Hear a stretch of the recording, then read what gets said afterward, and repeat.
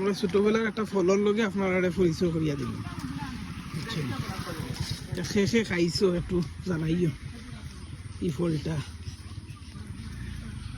আর ফলর নামটা কিতা একটু জানাইব, বুঝছেন জামিল ভাই? ও জিনিসটা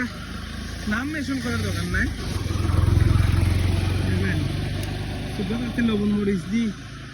কি খানি খাইতাম। ওখানে কিন্তু আনো এলাকা কিন্তু হ্যাঁ খাসা লাল হয়ে যাবে,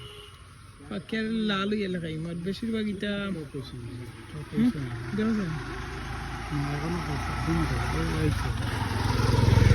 না খাসা হইতো